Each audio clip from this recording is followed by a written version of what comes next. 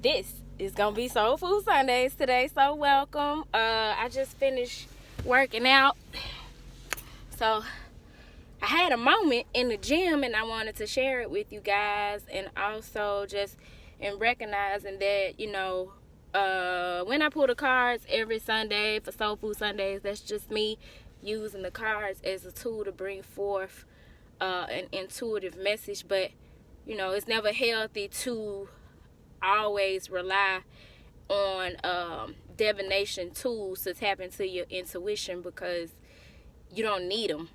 They're there to assist and definitely helpful with clarifying, but you don't need them in order to tap into what your intuition is trying to tell you, what your spirit guides, your ancestors, the squad is trying to tell you. And so this Sunday, considering that, man, don't you hit my car, yo. Skirt. Okay.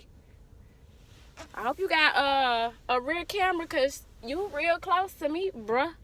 Or sir, whoever you is. Anyway.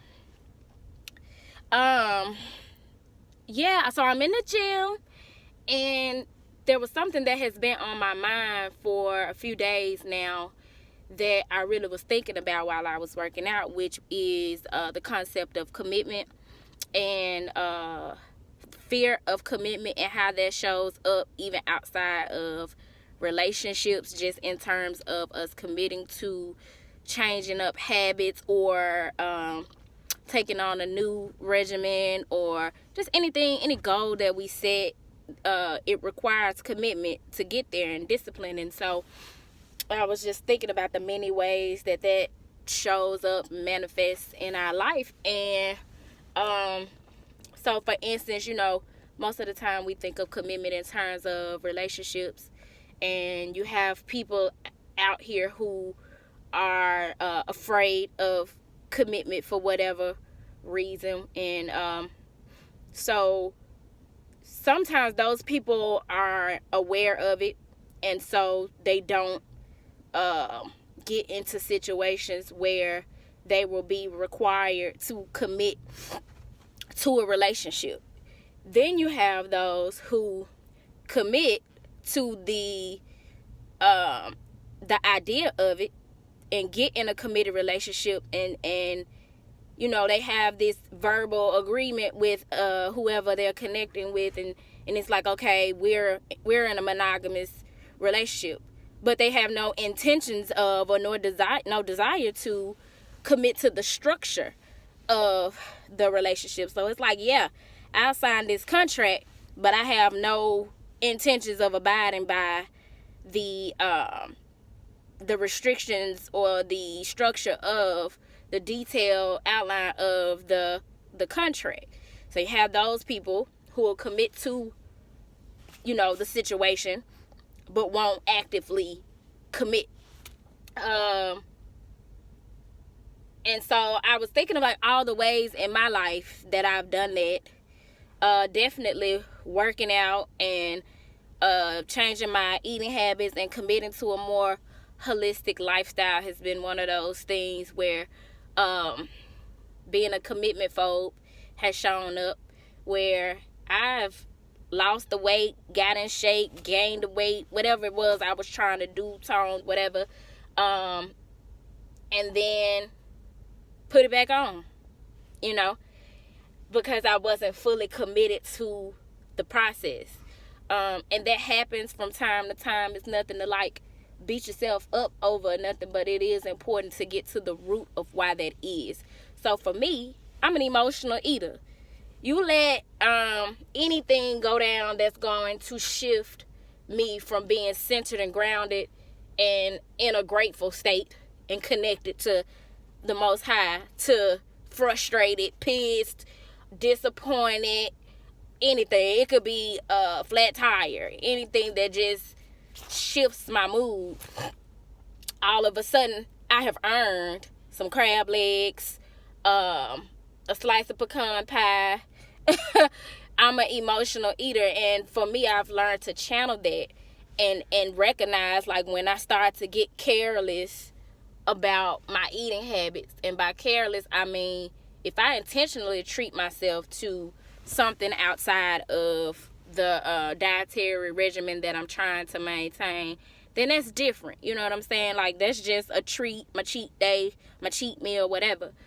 But when I see myself just, I don't give a damn about what I said I was going to do because I feel this way, I'm overwhelmed or whatever, I'm going to eat whatever I want to eat, and forego the commitment that I've made, then I know that, hey, you off center. You need to go within. You need to take a time out. You need to adjust. You know what I'm saying? You need to figure out and get to the bottom of what's really going on, opposed to numbing by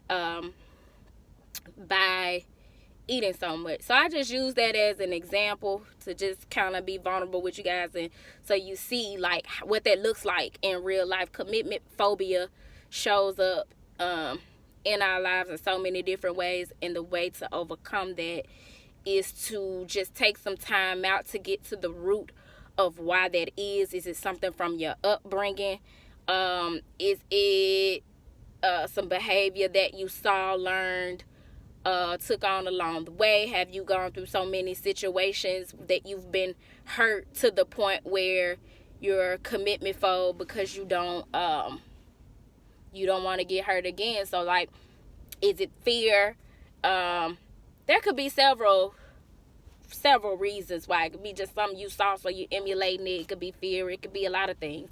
But whatever it is, I don't advise anybody to stay in that, to know that that's the case for you, and then just say, oh, that's me, and it is what it is, and everybody I encounter gonna have to deal with it or whatever. Because what's happening with that, be it a relationship or just trying to change your habits, your mindset, or whatever the case may be, is that you're missing out. You're missing out on the fullness of all that God has for you because you are afraid to commit to what it takes to get it. You are afraid to commit to the journey. And so then you find yourself suffering the consequences of what comes with it.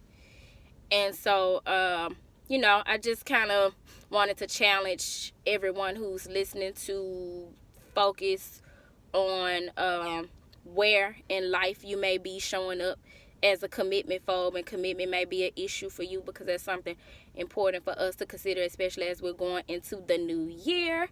I hope that 2021 is a year of